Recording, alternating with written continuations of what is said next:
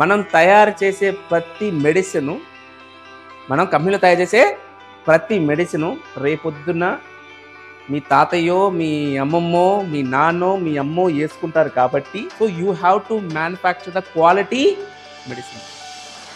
ఎందుకంటే there is a many lives depends upon your quality. నువ్వు fail అయ్యే శాంపుల్ని పాస్ అయిందని బయట మార్కెట్ పంపిస్తుంటే ఒక రకంగా చెప్పాలంటే నువ్వు జనాలు చంపేస్తున్నట్టు. ఉగ్రవాదం కంటే దూరం అంటాను నేనైతే. ఉగ్రవాది బెటర్. ఒక బాంబు పెడితే ఏమైంది? ఎంతమంది చచ్చిపోతారు? అక్కడ ఉన్న వాళ్ళకే చచ్చిపోతారు. అదే ఒక మెడిసిన్ని ఫెయిల్ అయిపోయిన మెడిసిన్ మార్కెట్లో పంపిస్తుంటే ఎంతమంది చచ్చిపోతున్నారు? కొన్ని లక్షల మంది యొక్క ప్రాణాలు నీ చేతిలో ఉన్నాయి. మరి ఎంత కేర్, ఎంత సీరియస్గా పనిచేయాలి జాబు.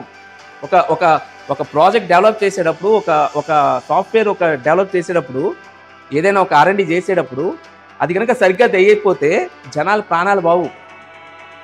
అర్థమైందండి? అందుకే నేను ఎప్పుడు చెప్తుంటాను, సాఫ్ట్వేర్ జాబ్లో నువ్వు సరిగ్గా పని చేయకపోతే జనాల ప్రాణాలు అయితే బావు. మేబీ కంపెనీ లాస్ అవుతాం, కానీ ఫార్మా కంపెనీలో నువ్వు సరిగ్గా మెడిసిన్స్ తయారు చేయకపోతే కొన్ని లక్షల ప్రాణాలు నీ చేతిలో ఉంటాయనే విషయం తెలుసుకోవాలి.